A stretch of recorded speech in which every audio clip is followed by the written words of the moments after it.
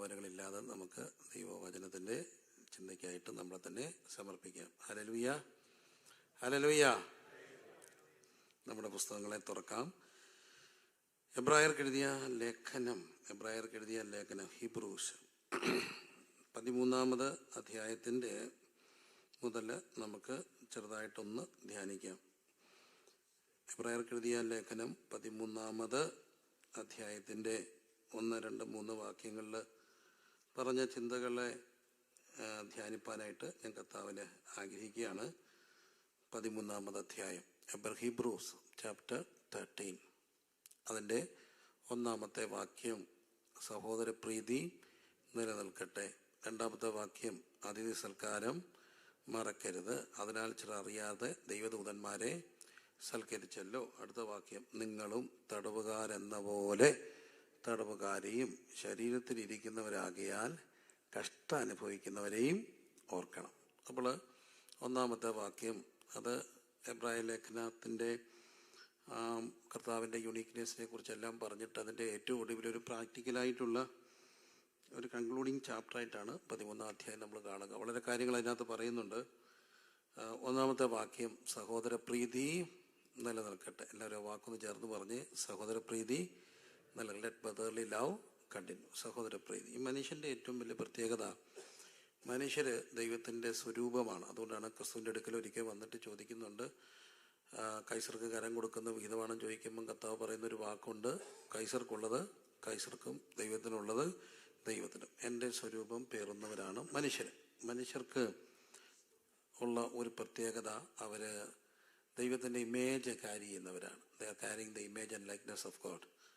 നമ്മൾ കർത്താവിൻ്റെ ആ ഇമേജ് ലൈക്ക്നെസ് എന്ന് പറയുമ്പോൾ ഒരു ഹ്യൂമൻ വേർഡ്സ് എക്സ്പ്ലെയിൻ ചെയ്യാൻ പാടാണ്. കാരണം ദൈവം സർവശക്തനാണ്, സർവ്വവ്യാപിയാണ്, ഒംനിഷ്യൻ്റാണ്, ഒംനിപ്രൊട്ടൻ്റ്. ആ ദൈവത്തിൻ്റെ സ്വരൂപമാണോ നമ്മുടെ സ്വരൂപം? അല്ല, ദൈവം സർവ്വവ്യാപിയാണ്. നമ്മൾ പക്ഷേ സ്ഥലത്തിന്, സ്പേസിൽ ലിമിറ്റഡാണ്, ദൈവവും അൺലിമിറ്റഡാണ്. അപ്പം ദൈവത്തിൻ്റെ സ്വരൂപം എന്ന് പറയുമ്പോൾ ദൈവത്തിൻ്റെ ആട്രിബ്യൂട്ട്സ് അഥവാ ദൈവത്തിൻ്റെ ചില ക്വാളിറ്റികൾ നമുക്കുണ്ടെന്നല്ലേ മനസ്സിലാക്കേണ്ടത്. ദൈവത്തിൻ്റെ ഏറ്റവും വലിയ സ്വരൂപം എന്താ? ദൈവത്തിൻ്റെ ഏറ്റവും വലിയ സ്വഭാവം. ദൈവം എന്നുള്ളൊരു ചിന്ത നമ്മുടെ മനസ്സിലേക്ക് വരുമ്പോൾ ആദ്യം നമ്മുടെ മനസ്സിൽ വരുന്ന ഒരു ഇമോഷൻ എന്താ? ദൈവം ഭയമാ? God is love. ഏറ്റവും നല്ലൊരു നിർവചനമാണ്. കാരണം യോഹന്നാൻ അത് പറയുക, ഗോഡ് ഈസ് ലവ്. ദൈവം സ്നേഹമാണ്. ദൈവം സ്നേഹമാണെന്ന് പറഞ്ഞു. സ്നേഹമാകണമെങ്കിൽ ഒരാൾ മതിയോ ഒന്നിലധികം പേര് വേണോ?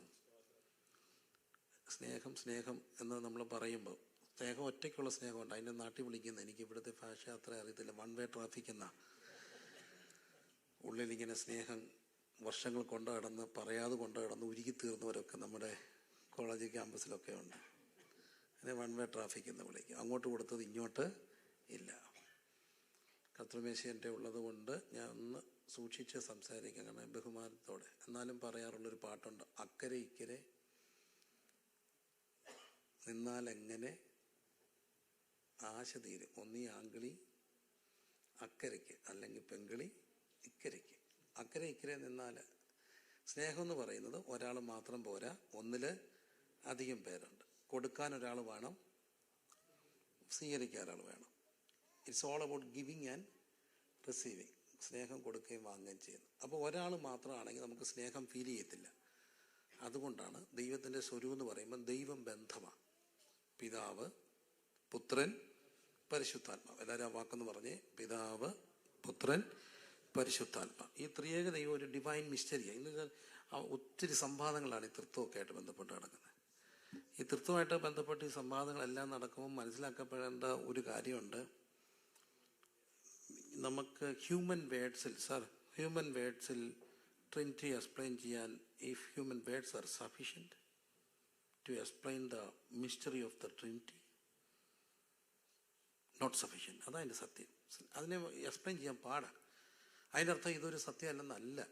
കാരണം ഹ്യൂമൻ വേർഡ്സ് ആർ ലിമിറ്റഡ്. അത്ര വലിയ ഒരു ഡിവൈൻ മിസ്റ്ററിയാണ് ട്രിനിറ്റി. പക്ഷേ ട്രിനിറ്റിയെ നമുക്ക് മനസ്സിലാക്കാൻ കഴിയുന്ന ഒരു കാര്യമുണ്ട്. റാന്നി വെല്ലുവിളിയുടെ ശതാബ്ദി പ്രസംഗത്തിൽ അന്നത്തെ പ്രഭാഷകനായിരുന്ന ഗീവർസ് മാർ ഉസ്താദ്യോസ് തിരുമേനി മാവേലിക്കര ഭദ്രാസനത്തിലെ എൻ്റെ ഓർമ്മയിൽ ഓർത്തഡോക്സ് സഭയുടെ തിരുമേനിയായിരുന്നു. പക്ഷെ ഭയങ്കര പണ്ഡിതനായിരുന്നു. ദരിദ്ര ലോകത്തിൽ ധനവാനായി ജീവിക്കുന്നു പാപമെന്ന് പറഞ്ഞ ഒരു തിരുമേനിയാണ് അദ്ദേഹം. അദ്ദേഹത്തിൻ്റെ പ്രഭാഷണങ്ങളും ചിന്തകളും എല്ലാം തന്നെ ബേസ് ചെയ്തിരിക്കുന്നത് ട്രിനിറ്റേറിയൻ കൺസെപ്റ്റിലാണ്. നല്ല ചിന്തകനായിരുന്നു ഗിബർസ് മാർ ഒസ്താത്യോസ് തിരുമേനി. അപ്പോൾ ഒസ്താത്യോസ് തിരുമേനി തൃത്വത്തെക്കുറിച്ച് പ്രസംഗിച്ചു. ഗാഢമായ ചിന്തകളായിരുന്നു. ത്രിമൂർത്തി സങ്കല്പങ്ങൾ, ഹൈന്ദവ പുരാണങ്ങൾ, യവന ചിന്തകളെല്ലാം എടുത്ത് അദ്ദേഹം തൃത്വത്തെക്കുറിച്ച് പ്രസംഗിച്ചു. അപ്പം പുറകെ എഴുന്നേറ്റത് ക്രിസ്തോസം തിരുമേനിയാണ്, മർത്തോമാ സഭയുടെ അല്ലെങ്കിൽ ജനങ്ങളുടെ തിരുമേനിയായിരുന്ന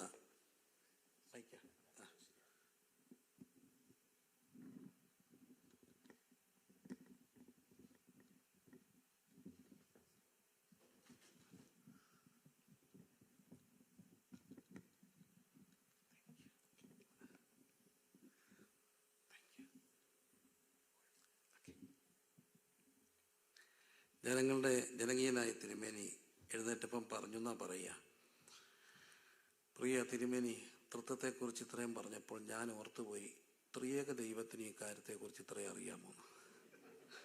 അദ്ദേഹത്തിൻ്റെ ഒരു തമാശയാണ്. അതായത് ത്രിയേക ദൈവം ഒരു ഡിവൈൻ മിസ്റ്ററിയാണ്. അതിനെ മനസ്സിലാക്കേണ്ടത് ബന്ധത്തിലാണ്. പിതാവും പുത്രനും പരിശുദ്ധ എങ്ങനെയാണ് അവർ ഒന്നായിരിക്കുക? സ്നേഹത്തിൻ്റെ ഐക്യതയാണ്. അതല്ല അതിൻ്റെ ഐക്യത. പിതാവെല്ലാം പുത്രന് കൊടുക്കുന്നു, പുത്രനെല്ലാം പിതാവിന് തിരികെ കൊടുക്കുന്നു. എന്തൊരു സ്നേഹത്തിൻ്റെ ഐക്യതയിലാണ് ആ ഗോഡ് ഹെഡിനെ ഞാൻ മനസ്സിലാക്കുക. It's all about giving and receiving. പിതാവെല്ലാം പുത്രന് കൊടുക്കുന്നു, പുത്രനെല്ലാം പിതാവിന് തിരികെ കൊടുക്കുന്നു, പുത്രന് എല്ലാം കാൽ കീഴാക്കി വെക്കുന്നു, എന്നിട്ട് പുത്രൻ പിതാവിന് കീഴ്പ്പെട്ടിരിക്കുന്നു. അപ്പം ആ ബന്ധത്തിലാണ് മനുഷ്യനെ സൃഷ്ടിച്ചിരിക്കുക. മനുഷ്യനുള്ള ഏറ്റവും വലിയ കഴിവെന്താ? ബന്ധങ്ങളാണ്. ഒരു സിമ്പിൾ ഡെഫിനേഷൻ, ഒരു വ്യക്തി, പേഴ്സൺ, ഹ്യൂമൻ ബീയിങ് എന്നുള്ളതിനൊരു സിമ്പിൾ ഡെഫിനേഷൻ എന്താ? നമ്മൾ വേണേൽ പറയും രണ്ട് കാലം നടക്കുന്ന മൃഗമാണ് ആര്? മനുഷ്യൻ എന്നൊക്കെ പറയാം. പണ്ടത്തെ ഒരു ഡെഫിനേഷൻ പരസ്യത്തിനൊക്കെ പ്രസംഗിക്കുന്ന, അല്ലെങ്കിൽ മനനം ചെയ്യുന്നവനാണ് മനുഷ്യൻ. അതിനൊക്കെ ഉള്ള ഡെഫിനേഷൻ അപ്പുറത്ത് ജോൺ പോൾ രണ്ടാമൻ പറഞ്ഞിരിക്കുന്ന ഒരു ഡെഫിനേഷനുണ്ട്. Person is all about relationship. വ്യക്തി എന്ന് പറയുന്നത് എന്താണ്? ബന്ധമാണ്. It's all about relationship. നമ്മളെല്ലാവരും ബന്ധമാണ്. ബന്ധങ്ങളില്ലെങ്കിൽ നമ്മളുണ്ടോ? ഇല്ല. നമ്മൾ ചിന്തിക്കാറില്ല. പക്ഷെ നമ്മളെല്ലാം ബന്ധങ്ങളാണ്. അപ്പന്, അമ്മ, നമ്മളെന്ത് റിസീവ് ചെയ്തു? എന്തെല്ലാം ആരും എന്നെല്ലാം റിസീവ് ചെയ്തു. ഒരു കൊച്ചിനെ എടുത്ത് വെച്ച് ചുമ്മാ നോക്കിയിട്ട് പറയാം, വല്യമ്മയുടെ മൂക്ക്, മരിച്ചുപോയ മാവിയുടെ ചെള്ള, കാർന്നോൻ്റെ കണ്ണ്. പറയോ ഇടി കണ്ടു അയ്യോ, ചിരിച്ചപ്പം അമ്മാവിയെ പോലെ, കരഞ്ഞപ്പം അമ്മായിയെ പോലെ, ദേഷ്യം വന്നപ്പോൾ ആ ചത്തുപോയ മുത്ത് അമ്മയെ പോലെ. എല്ലാം നമ്മൾ ആരുടെയൊക്കെയോ ആണോ? നമ്മൾ ആരുടെയൊക്കെയാ? എല്ലാം നമ്മൾ എന്ന് പറയുന്ന മനുഷ്യൻ രൂപപ്പെടുമ്പോൾ അതിൽ ആരെല്ലാം ഉണ്ട്? ഒത്തിരി പേരുണ്ട്. നമ്മൾക്ക് എപ്പോഴാണ് പ്രായമാകുന്ന അറിയുക? പ്രായമാകുന്ന അറിയുന്നത് സാധാരണ പറയുന്നൊരു സ്റ്റേറ്റ്മെൻ്റ് ഉണ്ട്. നമ്മളെ ഒരാൾ കണ്ടിട്ട് പറയാം, അയ്യോ അണ്ട അച്ചായ നടക്കുന്ന പോലെ നടക്കുന്നത് എന്നോർത്ത് അറിഞ്ഞോണം. എന്തായി? കാരണം ഒരു നടക്കുന്ന പോലെ കൂനി ഇരുന്നിട്ട്, എന്നോടിപ്പോൾ ചില പറയാറുണ്ട്, പപ്പ ഇരുന്നിട്ട് എഴുന്നേക്കുന്ന പോലെ ഒന്ന് ആഞ്ഞ്. അതിൻ്റെ അർത്ഥം ഞാനും പ്രായമായെന്ന. നടക്കുമ്പം ഇരിക്കുമ്പം അപ്പനെ പോലെ ആയെങ്കിൽ നമ്മൾ അറിയാതാണ് നമ്മൾ സംശീകരിക്കുക. അപ്പം എല്ലാം അറിയുന്നു. നമ്മൾ ആരാ? ബന്ധമാണ്. നമ്മളെ ഫോം ചെയ്യുന്ന എല്ലാം ബന്ധങ്ങളാണ്. ആ ബന്ധങ്ങളിലെ വലിയൊരു ബന്ധമാണ് സഹോദര ബന്ധം. അതുകൊണ്ടാണ് വേദോസം പറയുക, സഹോദര പ്രീതി നിലനിൽക്കട്ടെ. പക്ഷേ ഇന്നത്തെ ഈ ഒരു മോഡേൺ തിരക്കിനകത്ത് നമ്മൾ ബന്ധങ്ങൾക്ക് വില കൊടുക്കാതെ ജീവിക്കുന്നവരാണ്. കുറച്ചുകൂടെ ധ്യാനത്തോടെ എല്ലാ ബന്ധങ്ങളെ കാണണം. ഞാൻ പലപ്പോഴും ശ്രദ്ധിക്കുന്ന ഒരു കാര്യമുണ്ട്. പണമുള്ള, വിദ്യാഭ്യാസമുള്ള ആൾക്കാരുടെ ഇടയിലാണോ, തികച്ചും സാധാരണക്കാരായ പാവങ്ങളായ ആളുകളുടെ ഇടയിലാണോ ബന്ധങ്ങൾക്ക് വില കൂടുതൽ? ആർക്കായിരിക്കും? പാവങ്ങളുടെ ഇടയില. എന്തോ ബന്ധമെന്നറിയോ? ചെറിയ വസ്തുതർക്കത്തിൻ്റെ പേരിൽ ഇവിടെ നിന്നുകൊണ്ട് പിണങ്ങിയവരുണ്ട്. പെങ്ങളുമായിട്ട് മിണ്ടത്തില്ല. എന്താ കാര്യം? അവർക്ക് കൂടുതൽ കൊടുത്തു, ഇവർക്ക് കുറവ് കൊടുത്തു. ഞങ്ങളുടെ റൈറ്റാണ്. ആൻസെസ്ട്രൽ റൈറ്റ് എന്തോന്നാ. അതേസമയം ഒന്നുമില്ലാത്തതെല്ലാം വയ്യാത്തവന് കൊടുത്തിട്ട് വാടക വീട്ടിൽ പോകുന്ന ചേട്ടനുണ്ട്, ഒരു പിണക്കുമില്ല. ബന്ധങ്ങൾ കുറച്ചുകൂടെ ധ്യാനിക്കണ്ടേ? വ്യക്തി എന്ന് പറയുന്ന ബന്ധമാണ്. സഹോദരപ്രീതി നിലനിൽക്കട്ടെ. എനിക്ക് ഒരേ ഒരു പെങ്ങളെ ഉണ്ടായിരുന്നുള്ളൂ. അവൾ ഡയാലിസിസ് ആയിരുന്നു, മരിച്ചുപോയി. അവൾ മരിച്ചു കഴിഞ്ഞപ്പോൾ ഞാൻ ഫേസ് ചെയ്തൊരു പ്രശ്നമുണ്ട്. എനിക്ക് 4 പിള്ളേരാണ്. സത്യത്തിൽ ഇന്ന് തന്നെ അതിൻ്റെ ഏറ്റവും വലിയ പ്രശ്നമാണ്. ഒരു 600ഓളം അടുത്ത് കുടുംബങ്ങൾ എൻ്റെ സഭയിലുണ്ട്. എൻ്റെ കൂടെ 10-60 സഭകളുണ്ട്. പക്ഷെ എൻ്റെ ഒരു പ്രശ്നം, അവധി ഇടുമ്പോൾ എൻ്റെ പിള്ളേർ എവിടെ പോകും? അവൾ മരിച്ചുപോയി. മറ്റേ അവധി ഇടുമ്പോൾ എത്ര വയ്യായെങ്കിലും അവധി എന്ന് പറയുമ്പോൾ നേരത്തെ പറയും പ്രിയമമ്മയുടെ അടുത്ത് പോകണം. പ്രിയമമ്മ റെഡി. പിള്ളേരവിടെ പോകും. പിള്ളേരെ കൊണ്ട് അവൾ പോവും, ഹോട്ടലിൽ കൊണ്ടുപോകും, വല്ലതൊക്കെ കഴിക്കാൻ കൊടുക്കും. പിള്ളേർക്ക് ഭയങ്കര ഇഷ്ടമാണ് പ്രിയമ്മയുടെ അടുത്ത് പോയിരിക്കാൻ. പക്ഷേ ഇന്നത്തെ എൻ്റെ പ്രശ്നം, അവധി ഇട്ട് പോകാനൊരിടമില്ല. എൻ്റെ കൂടെ 10-60 കുടുംബങ്ങളുണ്ടെങ്കിലും പിള്ളേരെ അവധിക്ക് വിടാൻ നോക്കുമോ? അവധിക്ക് പോകണമെങ്കിൽ കൂടപ്പുറപ്പ് വേണ്ടേ? അവധിക്ക് വിടാൻ ഒരിടമില്ല.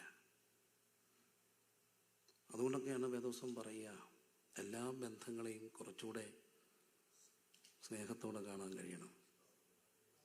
വേണ്ടേ? എല്ലാ ബന്ധങ്ങളെയും കുറച്ചുകൂടെ സ്നേഹത്തോടെ കാണാൻ കഴിയണം. സഹോദരപ്രീതി നിലനിൽക്കട്ടെ. അച്ഛനാണെങ്കിലും അമ്മയാണെങ്കിലും. അമ്മ മരിച്ചു പോയി കഴിഞ്ഞാൽ അപ്പനുണ്ടായിരുന്നു 7 വർഷം.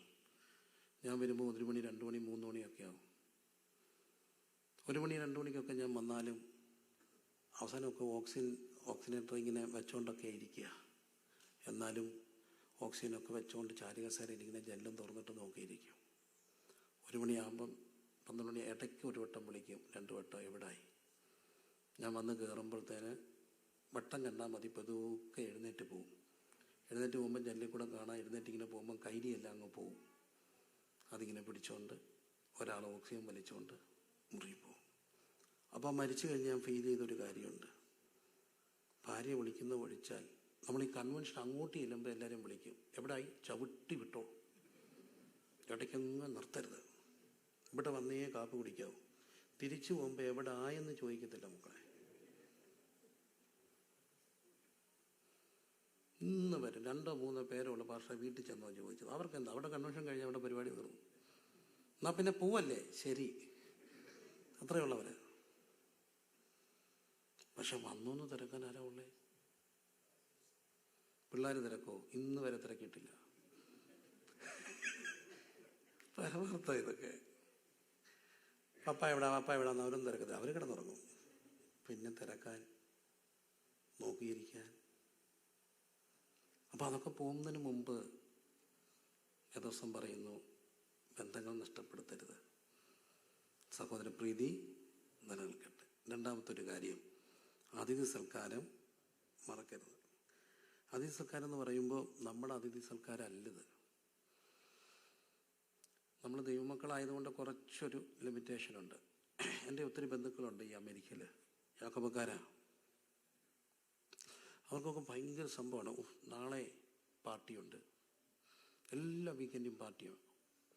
പാർട്ടി എന്ന് പറഞ്ഞാൽ പാർട്ടിയുടെ കൂട്ടത്തിൽ കുടി അട്ടിച്ച് വീരൂരും. പ്രത്യേകിച്ച് ഞങ്ങളുടെ ഒരു കൂട്ടരുണ്ട്, ഈ കാനായക്കാരുടെ അവർക്ക്.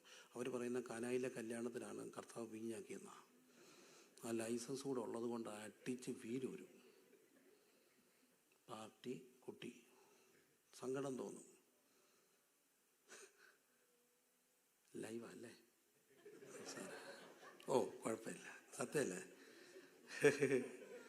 അട്ടിച്ച് കുട്ടി പാർട്ടി. ആ പാർട്ടിയുടെ കാര്യമാണോ ഇവിടെ പറയുന്നത്? ആ പാർട്ടി ഒരു കിട്ടാക്കട എന്ന് പറഞ്ഞാൽ ഈ പലിശയില്ല കട. നീ എന്നെ പാർട്ടിക്ക് വിളിച്ചാൽ ഞാൻ നിന്നെ വിളിക്കണം. മൊത്തം പാർട്ടിയാണ്. Birthday party, wedding party, anniversary, ജോലി കിട്ടിയതിൻ്റെ പാർട്ടി, ജോലി പോയാലും പാർട്ടി, വിടത്തില്ലായിരുന്നു അവരവിടെ നിന്ന് റിലീസായി പാർട്ടി, പിന്നെ എല്ലാത്തിനും പാർട്ടിയാണ്. പാർട്ടിയോട് പാർട്ടി. ആ പാർട്ടി ആയിരിക്കുമോ ഈ പാർട്ടി? അതിഥി സൽക്കാരം ഒരിക്കലും ആയിരിക്കത്തില്ല. അതിനെപ്പറ്റി കർത്താവ് പറഞ്ഞുള്ള പാർട്ടികൾ, മേശകളിൽ വിരുന്നുകൾ ഛർദി കൊണ്ട് എന്ത് ചെയ്തിരിക്കുക, നിറഞ്ഞിരിക്കുക. എനിക്കത് ഇഷ്ടമില്ലെന്ന് തന്നെയാണ് സദൃശവാക്യത്തിലൊക്കെ പറയുക. അപ്പം പിന്നെ അതീത സർക്കാരെന്ന് പറയുന്നത് എന്തായിരിക്കുക? വേദപുസ്തകത്തിൽ ക്വസ്റ്റ്യൻ നേരത്തെ ഔട്ടായ ഒരു സംഭവത്തെക്കുറിച്ച് പറയുന്നുണ്ട്. നമ്മൾ സാധാരണ ക്വസ്റ്റ്യൻ പേപ്പർ നേരത്തെ റിലീസായ, ലീക്കായ, exam will be cancel or postponed, question is leaked. പക്ഷേ ഇവിടെ ക്വസ്റ്റ്യൻ പേപ്പർ നേരത്തെ കൊടുത്ത ഒരു വിധി വരുന്നുണ്ട്. മത്തായി എഴുതിയ സുവിശേഷം 25-ാം അധ്യായത്തിലാണ്. മത്തായി എഴുതിയ സുവിശേഷം 25-ാം അധ്യായത്തിൽ കാണുന്നു, മനുഷ്യപുത്രൻ തേജസ്സിൻ്റെ സിംഹാസനം ഇരുന്നിട്ട് ജനത്തെ രണ്ടായിട്ട് തിരിക്കുന്നു, ഇടത്തും വലത്തുമായിട്ട്. ക്വസ്റ്റ്യൻ 6 നേരത്തെ കൊടുത്ത് 2 പേർക്കും. ഒന്ന്, ഞാൻ വിശന്നിരുന്നു, ഞാൻ ദാഹിച്ചിരുന്നു, ഞാൻ നഗ്നനായിരുന്നു, ഞാൻ തടവിലായിരുന്നു, ഞാൻ രോഗിയായിരുന്നു, ഞാൻ അതിഥിയായിരുന്നു. നിങ്ങളെന്നെ സ്വീകരിച്ചോ? എനിക്ക് ഭക്ഷിപ്പാൻ തന്നോ? അപ്പോൾ അവർ ചോദിച്ചു, എപ്പോഴാണ് കണ്ടേ? അപ്പം കർത്താവ് പറഞ്ഞു, ഈ ചെറിയവർക്ക്. തിരിച്ച് വലത്തുള്ളവരോട് പറഞ്ഞു, യു ആർ പാസ്റ്റ്. കാരണം ഭക്ഷിപ്പാൻ തന്നു, കുടിക്കാൻ തന്നു, ഉടുപ്പിച്ചു, കാണാൻ വന്നു. എപ്പോഴാണ് കർത്താവേ? ആർക്കാ? ഈ ചെറിയവർ. അപ്പം ദൈവം ചെറിയവരുടെ ദൈവമാണ്, വലിയവരുടെ ദൈവമേ അല്ല. വലിയവരുടെ ദൈവം അല്ലെന്ന് പറയുന്നില്ല, പക്ഷേ വലിയവരെക്കാട്ടിലും ദൈവം ആരുടെ ദൈവമാണ്? ചെറിയവരുടെ ദൈവമാണ്. അരുന്ധതി റോയ് എഴുതിയ നോവലുണ്ട്, ഓസ്കാർ പുരസ്കാരം കിട്ടിയതാണ്, ഗോഡ് ഓഫ് സ്മോൾ തിങ്സ്. ചെറിയതുകളുടെ ദൈവം എന്ന അതിൻ്റെ മലയാള പരിഭാഷ. ചെറുതുകളുടെ ദൈവം. കുറച്ച് സത്യ, ദൈവം എന്നും ചെറിയവരുടെയും ചെറുതുകളുടെയും ഒക്കെ ദൈവമാണ്. അപ്പോൾ അതുകൊണ്ടാണ് മത്തായി എഴുതിയ സുവിശേഷത്തിൽ 25-ാം അധ്യായത്തിൽ വിധി പറയുമ്പോൾ തേജസ്സിൻ്റെ സിംഹാസനമോ സഭ കടന്നു പോകണമെന്നല്ല ഞാൻ എൻ്റെ മോറൽ ആസ്പെക്റ്റിലാണ് പറയുക. ഇടത്തും വലത്തുമായിട്ട് തിരിക്കും. അവിടുന്ന് ആയിരിക്കണം നമുക്ക് ഈ കുരിശ് വരയ്ക്കുന്നതിൻ്റെയൊക്കെ ഒരു ഡെഫിനേഷനൊക്കെ സാറിന് എപ്പിസ്കോപ്പൽ സഭകൾ പറയാറുണ്ട്. കുരിശ് വരയ്ക്കുമ്പം മേളിൽ നിന്ന് താപ്പോട്ട്. പിന്നെ പെന്തക്കോസ്തുകാരെ വരയ്ക്കാറില്ല, വരയ്ക്കരുത്. ഇനി പ്രിൻസ് വന്ന് കുരിശ് വരയ്ക്കാൻ പറഞ്ഞു എന്ന് പറയല്ലേ, ഞാനൊന്നും പറഞ്ഞില്ല. പിന്നെ മേളിൽ നിന്ന് താപ്പോട്ട്, പിന്നെ ഇടത്തുനിന്ന് വലത്തോട്ട്. ഇടത്തുനിന്ന് വലത്തോട്ട് ചുമ്മാ വരയ്ക്കരുത്. ഇടത്തുനിന്ന് അർത്ഥം ഇടത്തു മക്കളായിരുന്നു നമ്മളെ വലത്തു മക്കളായെന്നുള്ള ഒരു കൺസെപ്റ്റാണ്. അതിൻ്റെ കൺസെപ്റ്റായിട്ട് ഡിഫൈൻ ചെയ്യുക. പക്ഷേ ഇവിടെ പറയുന്ന ആ ഡെഫിനിഷനിൽ ഇവിടെ 25-ാം അധ്യായത്തിൽ പറയുന്ന ഇടത്തും വലത്തുമായിട്ട് തിരിക്കുന്നു. ഇടത്തു മക്കളോട് പറയുന്നു ശപിക്കപ്പെട്ടവരെ, വലത്തു മക്കളോട് പറയുന്നു അനുഗ്രഹിക്കപ്പെട്ടവർ. രണ്ടുപേരും അത്ഭുതപ്പെട്ടു. എന്താ കാര്യം? കർത്താവ് പറഞ്ഞു, ഈ ചെറിയവർ. ഇന്നും ദൈവം ആരുടെ ദൈവമാണ്? ചെറിയവരുടെ ദൈവം. ചെറിയവരുണ്ടെന്നുള്ളതും സത്യമാണ്. ഒരു പക്ഷേ ഒരു ഫസ്റ്റ് വേൾഡ് കൺട്രി പോലുള്ള അമേരിക്കയിൽ നിന്നുകൊണ്ട് ചെറിയവർ എന്ന് പറഞ്ഞാൽ മനസ്സിലാക്കണമെന്ന് ബന്ധമില്ല. ഞാൻ കഴിഞ്ഞ ദിവസമൊക്കെ പറഞ്ഞൊരു കാര്യമുണ്ട്. എൻ്റെ ഒരു കുഞ്ഞിൻ്റെ കൂടെ എൻ്റെ ഒരു കസിൻ്റെ വീട്ടിൽ താമസിക്കുക, അമേരിക്കയില്ല. അപ്പോൾ ചേച്ചി ഞങ്ങൾക്ക് വേണ്ടി, എൻ്റെ ചെടുത്ത് എനിക്ക് വേണ്ടി നല്ല ഇന്ത്യൻ പെറോട്ടയും നല്ല മട്ടൻ കറിയും വെച്ചു. അപ്പം പെറോട്ട എന്ന് പറഞ്ഞാൽ ഇന്ത്യക്കാരുടെ ഒരു സ്വകാര്യ അഹങ്കാരം എന്നാണ് ഞങ്ങൾ അതിനെ വിളിക്കുക. പെറോട്ടയും ബീഫ് ഫ്രൈ. ഡോക്ടർ ക്ലാസ് എടുത്ത് കേട്ടാക്കളെ എന്തിനെ പറ്റിയെന്നറിയാമോ? പെറോട്ട തിന്നുന്നതിൻ്റെ അപകടങ്ങളെക്കുറിച്ച്. പെറോട്ടയും ബീഫയും കഴിക്കുമ്പോൾ ഹാർട്ട് അറ്റാക്കിൻ്റെ പേഴ്സൻ്റെ എല്ലാം എടുത്തിട്ട് തിരിച്ചു പോയപ്പോൾ ഇങ്ങനെ തട്ടുകട ഇന്ന് ചൂട് പെറോട്ട തിന്നു.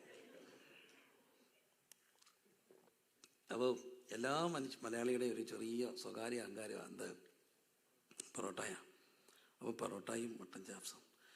അപ്പം ഞാൻ ആ മോനോട് പറഞ്ഞടാ, ഇന്ന് പോലെ നമുക്കൊന്നിച്ച് കഴിക്കണ്ടേ, ഞങ്ങൾ കസിൻസാ, ഇരിക്കടാ. അങ്കിൾ ചേച്ചി ഞാൻ വരാം. അവനിങ്ങനെ നിന്നിട്ട് പതുക്കെ സ്കൂട്ടായി പോവാ. ഞാൻ ചെന്ന് ഇവിടെ പോവാ, നീ നമുക്കൊന്നിച്ച് കഴിക്കാം, നീ ഇവിടെ പോവാ. അതെ, ഞാൻ പറഞ്ഞു, ഞാൻ മക്കളോടാണ്ട് സാധനം മേടിക്കും, ബർഗർ മേടിക്കാൻ പോവാ. അപ്പം ഞാൻ പറഞ്ഞു, മോശമല്ലോടെ, ഇത്രയും നല്ല പൊറോട്ടയൊക്കെ ഇരിക്കും. അപ്പം അവൻ എന്നോട് കാര്യം പറഞ്ഞു, what to do, this is a. എനിക്ക് മനസ്സിലായില്ല. ഞാൻ ചോദിച്ചു, what you mean by a? American arrogance. Though we all have this Indian food, we don't like it. American arrogance. അവൻ അന്നെ പഠിപ്പിച്ചൊരു വേക്കാണ് എ. നിങ്ങൾക്കൊന്നും അതില്ല കേട്ടോ. എൻ്റെ കസിൻ എന്നോട് പറഞ്ഞൊരു കാര്യമാണ്. എന്നാലും ഫസ്റ്റ് വേൾഡ് കൺട്രിയിൽ അത് മനസ്സിലാക്കണമെന്നില്ല. പക്ഷേ ഇന്നും ആരുണ്ട്? ചെറിയവനുണ്ടെന്നുള്ളത് സത്യമാണ്. ഞാൻ കാണാതെ പോയി, നമ്മൾ പലരും കാണാതെ പോകും. എന്നെ ഈ ദിവസങ്ങളിൽ ഒലച്ച ഒരു സംഭവമുണ്ട്. ഒലച്ചു പോയി എന്നെ. ഒലിഞ്ഞുപോയി. കാരണം എനിക്കത് മനസ്സിലാക്കാൻ കഴിഞ്ഞില്ല അത്രത്തോളം. എൻ്റെ സഭയിലുള്ള ഒരു പാസ്റ്റർ ശിവൻകുട്ടി ഹൈന്ദവ പശ്ചാത്തലത്തിൽ വന്നൊരു ദൈവദാസനാണ്, സുവിശേഷകനാണ്. തന്നെ കൊണ്ട് കഴിയുന്ന പോലെയൊക്കെ കർത്താവിൻ്റെ വേല ചെയ്യും. ഒമാനിലായിരുന്നു. ഒമാനിൽ നല്ല നിലയിൽ ഇതൊക്കെ ഇരുന്നു. പക്ഷേ അവിടുന്ന് ജോലി പോയി നാട്ടിൽ വന്നു. അന്നേരം അദ്ദേഹത്തിൻ്റെ കൈ കയറി പൈസയുണ്ട്, മോർ ദാൻ 50 lakhs. ആ പൈസ മുടുക്കര് പിള്ളേരാണ്, ബിറ്റ് സ്മാർട്ട്. അതിന് മൂത്ത മോളെ മെഡിസിന് വേണ്ടി പുള്ളി ക്യാപിറ്റേഷന് വേണ്ടി ഒരാളെ ഏൽപ്പിച്ചു. അത് ചീറ്റിങ്ങായി. 50 ലക്ഷം രൂപ പോയി. അതുകൂടി അവർ ഷിപ്രക്കായി, തകർന്നു, നിരാശപ്പെട്ടു. ഈ മോള് പിന്നെ പഠിക്കാനും പോയില്ല, വിടാനും പൈസയില്ല. അവളൊരു ചെറിയ വല്ലാത്തൊരു മാനസികാവസ്ഥയിലേക്ക് പോയി. അമ്മയ്ക്ക് വല്ലാത്ത പ്രയാസങ്ങൾ. ചുരുക്കത്തിൽ ഈ കുഞ്ഞുങ്ങൾ മിടുക്ക ഇളയമ്മനൂടെ പഠിച്ചു. അപ്പോൾ അവർ തീരുമാനിച്ച് എങ്ങനെയെങ്കിലും വിട്ട് പഠിപ്പിക്കാൻ കുറച്ച് വസ്തുവൊക്കെ മേടിച്ചിട്ടുണ്ട്, അപ്പോൾ അത് വിൽക്കാം എന്നുള്ള ചിന്തയിൽ, ലോണൊക്കെ കിട്ടുമെന്നുള്ള ഒരു ചിന്തയിൽ ഗയാനയ്ക്ക് വിട്ടു മെഡിസിന് പഠിക്കാൻ വേണ്ടി. മിടുക്കരാ പിള്ളേർ. ഗയാനയിൽ പോയി. വസ്തു വിൽക്കാവത്തില്ല. ഇപ്പം വസ്തു ആർക്കും വേണ്ട, വസ്തു വിൽക്കാവത്തില്ല. ഗയാനയിലാണ്. അവർക്കപ്പം 20 hours ഉണ്ട് വർക്ക് ചെയ്യാം. ഞാൻ മനസ്സിലാക്കുന്നത് വർക്ക് ചെയ്താൽ അവിടെ ഫുഡ് കാര്യങ്ങളൊക്കെ അങ്ങ് നടന്നു പോകും. പിന്നെ ഫീസ് മാത്രം ഇവിടുന്ന് അയച്ചാൽ മതി. അപ്പോൾ ഈ അപ്പനിങ്ങനെ ഓടുക. അതിനിടയ്ക്ക് ഫീസ് ഇതായി, പരീക്ഷ എഴുതാൻ വയ്യാതെ വന്നു, ലോൺ കിട്ടാതായി. ഈ മനുഷ്യൻ ഡയബറ്റിക്കാണ്. എന്നിട്ട് എന്തൊക്കെ ജോലിയും ബിസിനസ്സൊക്കെ ചെയ്ത് ഇങ്ങനെ കുടുംബമൊക്കെ പോകുന്നുണ്ട്. ചിലരൊക്കെ സഹായിച്ചു. പക്ഷേ ഇത്രയും ഭാരിച്ചത്തിനകത്തല്ല. നമ്മുടെ ചാരിറ്റിക്കൊക്കെ ലിമിറ്റില്ലേ. ഒരു ദിവസം മക്കൾ അച്ഛനെ വിളിച്ചു. ലാസ്റ്റ് കോൾ അതായിരുന്നു ഞാൻ മനസ്സിലാക്കുക. അപ്പാ 3 ദിവസമായി കഴിച്ചിട്ട് പണിയില്ല, 3 ദിവസമായി പട്ടിണിയാണ്. 2 കുഞ്ഞുങ്ങൾ ഗയാനയിൽ പട്ടിണിയാണ്. ഈ മനുഷ്യൻ അത് കേട്ടിട്ട് കിടന്നു കട്ടിലോട്ട്. പിന്നെ ഉണർന്നിട്ടില്ല. ആ ഉറക്കത്തിൽ നെഞ്ചു പൊട്ടി ചത്തുപോയി. 6 മണിയാകുമ്പോൾ ആരോ വന്നുണക്കുമ്പോൾ ചത്ത് കിടപ്പുണ്ട്. എനിക്ക് പോലും മനസ്സിലാക്കാൻ ഒത്തില്ലല്ലോ എന്നുള്ള സങ്കടം. ഗയാനയിൽ മക്കൾ 3 ദിവസമായി കഴിച്ചിട്ടെന്ന് കേട്ടിട്ട് കിടന്ന അപ്പൻ നെഞ്ചു പൊട്ടി മരിച്ചുപോയി. 2 മാസം ഒരു ഓഗസ്റ്റ് നടന്ന കാര്യമാണ്. പക്ഷെ കർത്താവ് പറയുന്നു, മുമ്പ് ഇങ്ങനെ കുറേ പേരെ കൊണ്ടു നിർത്തുമെന്ന്. ആരെയാ? ചെറിയവരെ കണ്ടിട്ട് നമ്മൾ കാണേണ്ടിയിരുന്നവരെ കൊണ്ടു നിർത്തിയാൽ. അപ്പോൾ അതിഥിസൽക്കാരം എന്ന് പറയുന്നത് വലുതുകളുടെ പാർട്ടിയല്ല. പാർട്ടി കർത്താവില്ല. ആരും പേടിക്കേണ്ട. ധൈര്യമായിട്ട് പറഞ്ഞു, പാർട്ടി കർത്താവില്ല. പാർട്ടി കർത്താവില്ല. ബർത്ത്ഡേ പാർട്ടി ഹോട്ടലിലാണെന്ന് കേട്ടു. ഭയങ്കര പാട്ടും DJ പാർട്ടിയും. കൊച്ചിൻ്റെ ബർത്ത്ഡേയാണ്. ആട്ടിച്ച് പൊളിക്കുക, എല്ലാം കൂടെ ഡാൻസ് ചെയ്യുക. അതിനിടയ്ക്ക് ആരാണ്ട് വന്ന് ചോദിച്ചു, where is the baby? Baby ഉണ്ടെങ്കിൽ ഡാൻസ് ചെയ്യാനൊക്കാത്തതുകൊണ്ട് ബേബിയെ വീട്ടിലാക്കിയിട്ട് വന്നേക്കുക. അടിച്ച് പൊളിക്കണ്ടേ? അതിന് ബേബി ഇൻകൺവീനിയൻറ്റ്. ബേബിയെ സെർവൻ്റെ അടുത്താക്കി. എന്നിട്ട് ബേബിയുടെ എന്തോ ആഘോഷിക്കുക, ബർത്ത്ഡേ. അവിടെ കർത്താവ് കാണും? കർത്താവ് കാണില്ല. പക്ഷെ കർത്താവ് കാണുമെന്ന്. ചെറിയവർ, നമ്മൾ കണ്ടിട്ട് കാണാതെ പോകുന്ന ചെറിയവരെ കൊണ്ട് നിർത്തേണ്ട ഒരു ദിവസം വന്ന. ഞങ്ങൾക്ക് വീട്ടിൽ എൻ്റെ ചെറുപ്പത്തിൽ ഉണ്ടായൊരു സംഭവമുണ്ട്. അപ്പം ഒരു ദിവസം വീട്ടിൽ പറഞ്ഞു, കൊച്ചാ ഞങ്ങൾ ഇന്നൊരു ഗസ്റ്റ് വരും ഉച്ചയ്ക്ക്. അപ്പോൾ വലിയൊരു ഗസ്റ്റ് ആരണ്ട് വരുന്നുള്ള പ്രതീതിയാണ്. അമ്മയോടും പറഞ്ഞില്ല, ആരോ വലുതാണ് വരുന്നത്. അതിനുള്ള എല്ലാം കൊടുത്തു. അപ്പം കട്ട്ലേറ്റും ബ്രെഡും. മലയാളിക്കാണ്. 4 കോഴ്സ് പഠിപ്പിച്ചത് മലയാളിയാണ്. സായിപ്പല്ല. First course cutlet salad, second course bread mutton stew അല്ലെങ്കിൽ കോഴി മപ്പാസ്, 3 ചോറ്, എരശ്ശേരി, പുളിശ്ശേരി, വെള്ളം ഇറങ്ങരുത്, 4 പഴം, പഞ്ചസാര. മൂവാറ്റുപുഴയിലോട്ട് ചെന്നാൽ പഴം, പാനി. 4 കോഴ്സായോ? 4 കോഴ്സ് ആദ്യം കൊടുത്തു തുടങ്ങി ആരാ? മലയാളി. 4 കോഴ്സാ? ആണോ? ആ, 4 കോഴ്സാ. അപ്പം 4 കോഴ്സിൻ്റെ വിരുന്നും വെപ്രാളും ഒക്കെയാണ്. ഉച്ചയായപ്പം താണ്ട് വരുന്നു. എല്ലാ കല്യാണത്തിനും വിളിക്കാതെ ഉണ്ണാൻ പോകുന്ന ഒരാളെയും കൊണ്ട്, എല്ലാ കല്യാണത്തിനും വിളിക്കാതൊക്കെയാണ് ഉണ്ണാൻ പോകുന്ന ഒരാളെയും കൊണ്ട് എന്നിട്ടിരുത്തി വിലയൊക്കെ ഇട്ട് ചോറ് കൊടുത്തു. ഭയങ്കര ആഘോഷമായിട്ട്. എന്നിട്ട് വലിയ ആദരവോട് അയച്ചു. പോയപ്പം പപ്പ ഞങ്ങളോട് പറഞ്ഞു, വേണേ ഒരു ഹോട്ടലിൽ നിന്ന് ചോറ് മേടിച്ച് കൊടുക്കുക, നമ്മുടെ ഒരു സന്തോഷം, അല്ലെങ്കിൽ 100 രൂപ കൊടുക്കുക. പക്ഷെ ഇവിടെ കൊണ്ടിട്ട് നിങ്ങളുടെ കൂടെ ഇരുത്തി വിരുന്നൊരുക്കി കൊടുത്തത് കുഞ്ഞുങ്ങളെ ഒരു കാര്യം പഠിപ്പിക്കാനാ. എളിയവനെ ആദരിക്കുന്നവൻ ഭാഗ്യവാൻ. അനർത്ഥകാലത്ത് യഹോവ അവനെ വിടുവിക്കും. മറക്കരുത്, അതിഥിസൽക്കാരം ചെറിയവരാ. ഈ കൊച്ചായുസിൽ ഒത്തിരി അടുത്ത് യാത്ര ചെയ്തു. ഒരിക്കൽ ഞാൻ UK പോവാ. ഞാനൊരു കോൺഫറൻസിൻ്റെ ഗസ്റ്റായിട്ട് പോവാ. അങ്ങനെ ഗസ്റ്റ് സ്പീക്കറായിട്ടൊക്കെ പോയാൽ അവരെനിക്ക് ഹോട്ടൽ തരും, എല്ലാ കാര്യവും എല്ലാം അറേഞ്ച് ചെയ്തേ പോകത്തുള്ളൂ, ടിക്കറ്റ് തരും. അങ്ങനെ പോകുമ്പോൾ ഞാൻ താമസിക്കുന്ന നല്ലൊരു ഹോട്ടലിൽ അവിടെ കോംപ്ലിമെൻ്ററി ബ്രേക്ക്ഫാസ്റ്റ് എല്ലാ കാര്യങ്ങളെല്ലാം ഉണ്ട്. അവരെ ഹൈലി ഓണർ ചെയ്യും. പക്ഷെ അന്ന് ഉച്ചയ്ക്ക് എനിക്കൊരു കല്യാണമുണ്ട്. അത് രാത്രിയിലാണ് പോവുക. കല്യാണം ഒരു കോളനിയില്ല. ഞാൻ കല്യാണത്തിന് ചെന്നപ്പോൾ ഭക്ഷണം കഴിക്കാതിരുന്നപ്പോൾ ഒരു കപ്പട മീശയുള്ളൊരു അച്ഛൻ, നല്ല പ്രായ, നരച്ച മീശ, മുറുക്കി തുപ്പിയൻ്റെ പാടെല്ലാം ഉണ്ട്. അപ്പച്ചൻ എൻ്റെ അടുക്ക വന്ന് ചോദിച്ചു, ഉപദേശിയേ എവിടാ വീട്? അപ്പം ഞാൻ പറഞ്ഞു, ഞാനിങ്ങനെ മെനന്തോട്ട് ഹോസ്പിറ്റലിൻ്റെ അടുത്ത് ഇറങ്ങിയില്ല. പുള്ളി എന്നെ ഇങ്ങനെ നോക്കിയിട്ട് ചോദിച്ചു, അവിടെ എനിക്കൊരു അമ്മമ്മയെ അറിയായിരുന്നു. ഞാൻ ചാര എലിക്കുട്ടി മാമ. അറിയാമോ? അറിയാം. ആരാ? എങ്ങനെ അറിയാം? ഞാൻ പറഞ്ഞു, എൻ്റെ അമ്മയാ. ആ മനുഷ്യൻ എനിക്ക് ഉമ്മ തന്നു. ഉമ്മ, അത് ഉമ്മ എന്നൊക്കെ പറഞ്ഞുണ്ടല്ലോ, ആ ഉമ്മയായിരുന്നു അത്. കെട്ടിപ്പിടിച്ച ഉമ്മ. ഓടിപ്പോയൊരു അമ്മച്ചിയെ വിളിച്ചോണ്ട് വന്നു, എടീ ഇത് അമ്മാമ്മയുടെ മോനാടീ. അമ്മച്ചി എനിക്ക് ഉമ്മ തന്നു. ഞാൻ ചോദിച്ചു, എന്തിനാ ഇത്? അപ്പോൾ അവരോട് പറഞ്ഞു, കുറേ വർഷം മുമ്പ് ഞങ്ങളുടെ ഒരു ഹോസ്പിറ്റൽ ഉണ്ടായിരുന്നു മേനാന്തോട്ടം. അതിൻ്റെ പാവങ്ങൾ കിടക്കുന്നൊരു വാർഡുണ്ട്. ആ വാർഡിൽ അപ്പൻഡിസൈറ്റിസ് സെപ്റ്റിക്കായി ഇദ്ദേഹം കിടക്കുക. 2-3 ആഴ്ച കിടന്നു. ഒന്നുമില്ലാത്തവരാ. അപ്പോൾ എൻ്റെ അമ്മ അതുവഴി പോയപ്പോൾ ഇവരെ കണ്ടു. അവർ കിടന്ന് ഡിസ്ചാർജ് ചെയ്യുന്നതിനും വരെ 3 നേരം കഞ്ഞിയും ചോറും കൊണ്ട് കൊടുത്തു. അതിൻ്റെ സന്തോഷം. ഇന്ന് എളിയവൻ എവിടെല്ലാം പോയി, എവിടെല്ലാം യാത്ര ചെയ്യുന്നു. ഞാൻ ഓർക്കും, ആർക്കൊക്കെ ചെറിയവർക്ക് വെച്ച് വിളമ്പിയത് കൊണ്ട് അവനാർക്കും കടക്കാരനല്ല. ദിവസം പറയുന്നു, അതിഥി സൽക്കാരം മറക്കരുത്. അടുത്ത കാര്യം, തടവുകാരെന്ന പോലെ തടവുകാരെയും ശരീരത്തിൽ ഇരിക്കുന്നവരാകിയാൽ കഷ്ടം അനുഭവിക്കുന്നവരെ എന്ത് ചെയ്യണം? ഓർക്കണം. തടവുകാരെന്ന പോലെ തടവുകാരെ. തടവെന്നൊക്കെ പറയുന്നത് 2ആണ്. ഒന്ന് ലിറ്ററൽ തടവുണ്ട്, കുറ്റവാളികളാ. പക്ഷെ എപ്പോഴും ഓർക്കപ്പെടേണ്ട ഒരു കാര്യമുണ്ട്, എല്ലാ മനുഷ്യൻ്റെ അകത്തും ഒരു കുറ്റവാളികളുണ്ട്. എല്ലാ മനുഷ്യൻ്റെ അകത്തും ഏതിന് വളവിടുന്നോ അതായിരിക്കും ശക്തിപ്പെടുക. അതല്ലേ സത്യം? ഏതിന് വളവിടുന്നോ അതെന്ത് ചെയ്യും? ശക്തിപ്പെടും. പല്ലും ജയിലിൽ പോയതൊക്കെ സാഹചര്യത്തിലാണ്. അബദ്ധത്തിൽ അച്ഛൻ അമ്മയെ ഞെക്കിപ്പിടിക്കുമ്പോൾ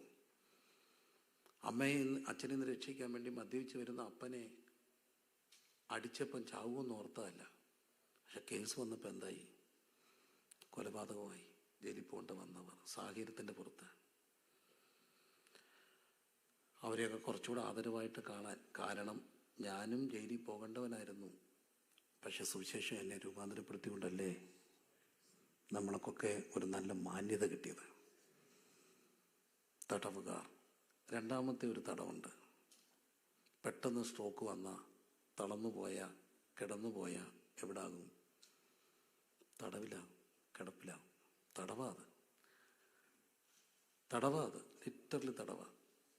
കുറച്ച് കെയറൊക്കെ കുറഞ്ഞൊരു സ്ഥലത്താണെങ്കിൽ, തിരിച്ചും മറിച്ചു വിടാൻ ആളില്ലെങ്കിൽ, ഒറ്റയാഴ്ച കിടന്നാൽ മതി, പുഴുവരിക്കും. ബെഡ് സോറൊക്കെ വന്നാൽ, നാട്ടിലൊക്കെ ഒത്തിരി പേർക്ക് ബെഡ് സോറ് വന്നാൽ പിന്നെ പുഴുവാ. ഞാനൊരു ബോഡി മരിച്ചെടുത്ത് മാറ്റുമ്പോൾ ഞാൻ എണ്ണി 90 പുഴുവിനെ. ലിറ്ററലി ഞാൻ എണ്ണി. ഞാനൊരു പാസ്റ്റർ കൊണ്ട്, ഞങ്ങൾക്ക് രസമായിരുന്നു എണ്ണാൻ. പഠിക്കണ്ടേ? ബോഡി എടുത്ത് അങ്ങോട്ട് മാറ്റിയപ്പം കിടന്നെടുത്തു എന്ന് എണ്ണിയതാ. ഇതൊക്കെ ഉള്ളൂ മനുഷ്യൻ. ആകപ്പാടെ ഒരാഴ്ച കിടന്നേ ഉള്ളൂ. അപ്പം തടവിലായി പോകാമായിരുന്ന മനുഷ്യരെല്ലാവരും ഒരു സ്ട്രോക്ക് വന്നാൽ മതി, ഒന്നും വേണ്ട. എത്രയോ പേര് പോയ വഴിക്ക് ഒറ്റ വീഴ്ച തെന്നി വീണു. ആ കിടപ്പാണ് ഇപ്പോഴും കിടക്കുന്നത്. നമ്മളെ പലരും വീണപ്പം നമ്മൾ ആദ്യം നോക്കിയത് എഴുന്നേക്കാമോന്ന്, രണ്ടാമത് നോക്കിയത് ആരെങ്കിലും കണ്ടോന്നാ. ആരും കണ്ടില്ലത് കണ്ടപ്പം കൂളായിട്ട് അങ്ങ് പോയില്ലേ. ആ കിടപ്പവിടെ കിടന്നായിരുന്നെങ്കിലും തടവിലായി പോത്തില്ലായിരുന്നോ? ആ BP കൂടിയപ്പം, സ്ട്രോക്കായപ്പം. പക്ഷെ തടവിലായി പോയില്ല. എന്തിനാണെന്നറിയാമോ? ദൈവത്തിനൊരു പർപ്പസ് ഉണ്ട്. തടവുകാരെ കാണുമെന്നുള്ള പർപ്പസ്. ആരൊക്കെയോ കിടപ്പുണ്ട്, നമ്മളൊന്ന് ചെല്ലാൻ നോക്കി. രണ്ടാമത്തെ ഒരു വാക്ക്, ശരീരത്തിലിരിക്കുന്നവരാകയാൽ ആരെ ഓർക്കണം? കഷ്ടം അനുഭവിക്കുന്നവരെ ഓർക്കണം. എല്ലാവരും എവിടെ ഇരിക്കുന്നേ? എല്ലാവരും എവിടെ ഇരിക്കുക? ശരീരത്തിലാണ്. ശരീരത്തിലാണെന്നുള്ളവരൊന്ന് കൈപൊക്കാമോ? ശരീരത്തിലാണേ, ഉറപ്പാണേ, ശരീരത്തിലാണേ. ഈ ശരീരത്തിൽ ഇപ്പം നാളെ അച്ഛൻ്റെ കാര്യം പറഞ്ഞു, ആൻജിയോപ്ലാസ്റ്റി. എനിക്ക് ചെയ്യാൻ പേടിയാ. പല ടെസ്റ്റും ചെയ്യുമ്പം പോലും നമ്മൾ സ്തോത്രം ചെയ്ത് പ്രാർത്ഥിച്ച് ഉരുകി ഉപവസിച്ചാൽ ബ്ലഡ് വർക്ക് പോലും കൊടുക്കുന്നത്. കാരണം കൊടുക്കുമ്പോഴേ അറിയത്തുള്ളൂ എന്തോ ഉണ്ടെന്ന്. വല്ലതും ഉണ്ടെങ്കിലും. പക്ഷേ ചിലപ്പോൾ ഉണ്ടായിട്ടായിരിക്കാം, ഇല്ലായിട്ടായിരിക്കാം ഇങ്ങനെ വണ്ടി ഓടുന്നേ. ആരുടെ കൃപ കൊണ്ടാ? ദൈവത്തിൻ്റെ കൃപ കൊണ്ട്. ശരീരത്തിൽ ഇരിക്കുന്നവരെപ്പോഴും ഓർത്തോണം, ആരെയാ? കഷ്ടം അനുഭവിക്കുന്നവർ. കഷ്ടത്തിലായിപ്പോയാൽ ഭയങ്കര കഷ്ടമാണ്. വലിയ പ്രശ്നങ്ങളൊന്നും ഇല്ലാത്തൊരു പശ്ചാത്തലത്തിലായിട്ടും 10 വർഷത്തോളം അടുപ്പിച്ച് ഡയാലിസിസ് ചെയ്തൊരു പെങ്ങൾ എനിക്കുണ്ടായിരുന്നു. കണ്ടിന്യൂസ് ആകുമ്പോൾ നമ്മുടെ കയ്യിൽ നിന്ന് കാര്യങ്ങൾ പോകും. വെളുപ്പിനെ 3 മണിക്കത്തെ സ്ലോട്ടായിരുന്നു അവൾ പോവുക. 3 മണിക്ക് തന്നെ പോകണം. കാരണം പിള്ളേരെ കൊച്ച അളിയനില്ല, അവിടെ ഇല്ല. അപ്പോൾ അവൾക്ക് ബൈസ്റ്റാൻഡർ ഇല്ല, ഉള്ളത് ഞാൻ എവിടെയെങ്കിലുമൊക്കെ ആയിരിക്കില്ലേ. അപ്പോൾ അവളിനോട് പറയടാ 3 മണിക്ക് പോകണം, പൈസ വേണം, ഞാൻ എവിടെയെങ്കിലും പ്രസംഗിക്കാൻ പോയേക്കുമായിരിക്കും, കിട്ടുന്ന കൊണ്ട് വേണം അവൾക്ക് കൊണ്ട് കൊടുക്കാൻ. ഞാൻ 1 മണി 1:30 ആകുമ്പോൾ അവിടെ എടുക്കുക വരും. അന്നേരം അവളെ ഉണർത്തിയാൽ പിന്നെ അവൾ ഉറങ്ങത്തില്ല, BP കൂടും. ഞാൻ ആ വാതൊക്കെ കിടക്കും 3 മണി വരെ. അവൾ ഇറങ്ങി വരാൻ, ഡയാലിസിസിൻ്റെ പൈസ കൊടുക്കാൻ. കഷ്ടങ്ങൾ വലുതാ, നമുക്ക് കുറച്ചറിയാം ഇതൊക്കെ അനുഭവിച്ചുകൊണ്ട്. പക്ഷെ എപ്പോഴും ഓർക്കപ്പെടേണ്ട ഒരു കാര്യമുണ്ട്, എവിടെ ഇരിക്കുക? ശരീരത്തിലാണ്. എന്തിനു വേണ്ടി ഇരുത്തിയിരിക്കുക? കഷ്ടം അനുഭവിക്കുന്നവരെ ഓർക്കാൻ. ഓർത്താ പ്രാർത്ഥിക്കും, പ്രാർത്ഥിച്ചാൽ ഒന്ന് വിളിക്കും, വിളിച്ചാൽ ചിലപ്പം കൈ ചലിക്കും, ചിലപ്പോൾ ഒന്ന് പോയി കാണും. എന്നെ ദൈവം ഇരുത്തിയിരിക്കുകയാണ്. എന്തിനു വേണ്ടിയാ? കഷ്ടം അനുഭവിക്കുന്നവരെ ഓർക്കാൻ. മറക്കരുത്, കഷ്ടം അനുഭവിക്കുന്നവരെ ഓർക്കാൻ.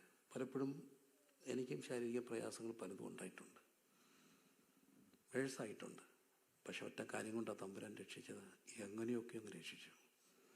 ഞാൻ ഈ അടുത്തിടയ്ക്ക് ഇവിടെ എവിടെയോ പറഞ്ഞു, ഞങ്ങളുടെ ഒരു കൺവെൻഷൻ കഴിഞ്ഞപ്പോൾ 3 പോത്തിനെ ഞങ്ങൾ വെട്ടിക്കൊന്നു. കൺവെൻഷന് ഫുഡ് കൊടുക്കാൻ 3 പോത്തിനെ വെട്ടി. ഞാനിവിടെ നിന്ന് വെട്ടി. രസമാണ്, നമുക്കൊരാവേശമല്ലേ. എല്ലാം ഇത് വെട്ടുന്നൊക്കെ പാസ്റ്റർമാർ ഞങ്ങളുടെ കൂടെ ഉണ്ട്.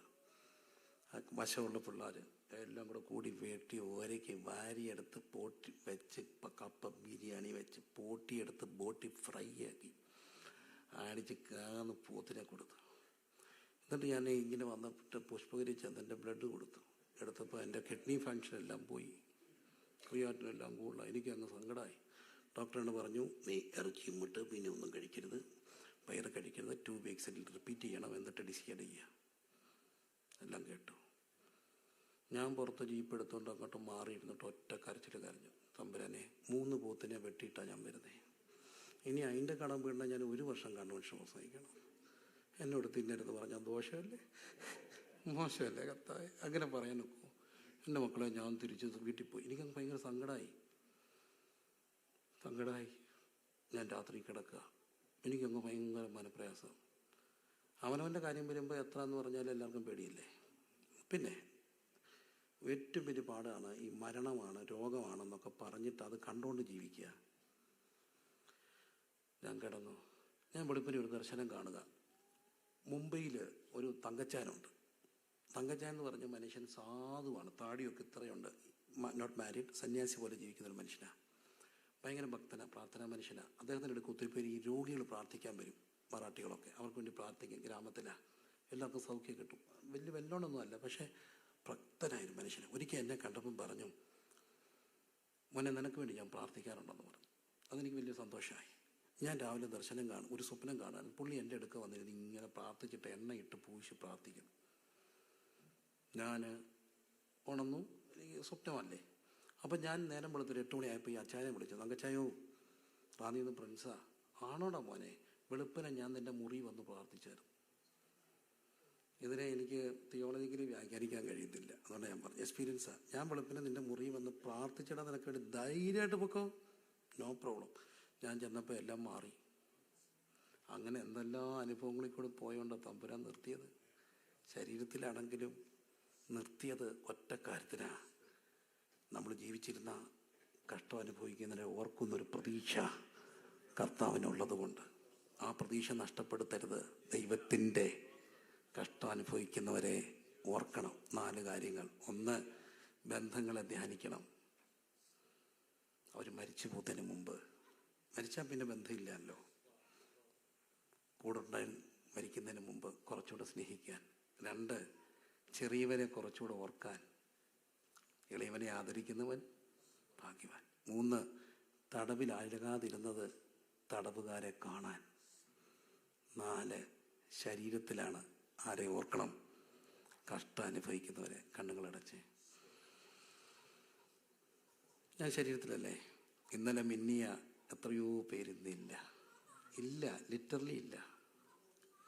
പിന്നെ എത്രയോ പേർ കിടപ്പിലായി, എത്രയോ പേർ കിടപ്പിലായി. എന്നെ ഏറ്റവും കൂടുതൽ സ്നേഹിച്ച ഒരു സഹോദരൻ ഉണ്ടായിരുന്നു. ഞാൻ MA പഠിക്കുമ്പോൾ എൻ്റെ കൂടെ പഠിച്ച ഒരു ഹൈന്ദവ സഹോദരനാണ്.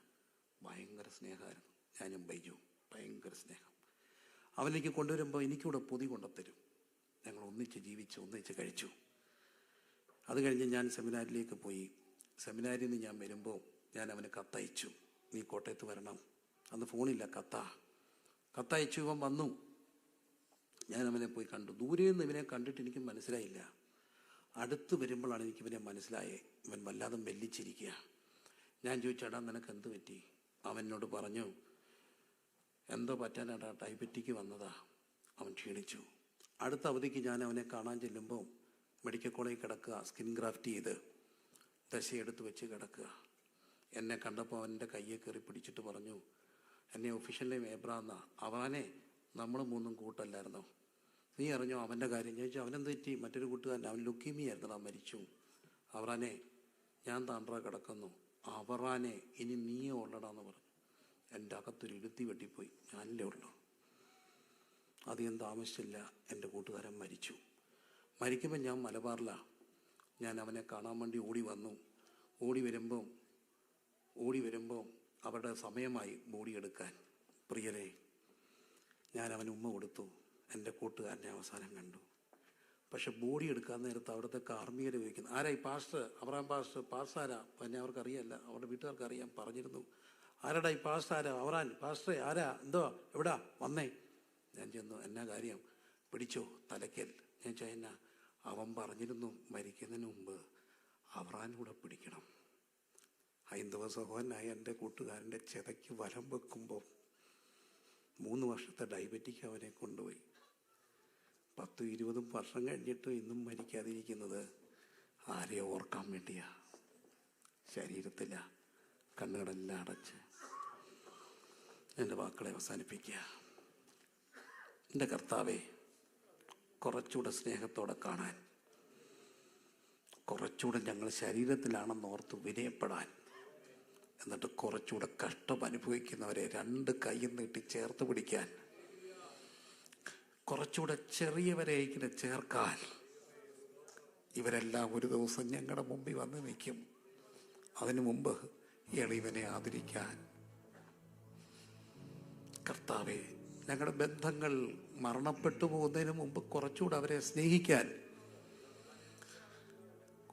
ഓരോരുത്തരായി കൊഴിഞ്ഞു പോകുന്നതിന് മുമ്പ് കുറച്ചുകൂടെ ബന്ധങ്ങളെ ധ്യാനിക്കാൻ ഈ കൊച്ചായിസയുടെ ആക്കണേ. സമർപ്പിക്കുന്നു യേശു കർത്താവിൻ നാമത്തിൽ. ആമേൻ. 4 കാര്യങ്ങൾ സഹോദര പ്രീതി നിലനിൽക്കട്ടെ. 2, ചെറിയവരെ മറക്കരുത്. 3, തടവുകാരെന്ന പോലെ. 4, എവിടെ ഇരിക്കുക? ഉറക്കെ പറഞ്ഞേ, ശരീരത്തിൽ. God bless you all.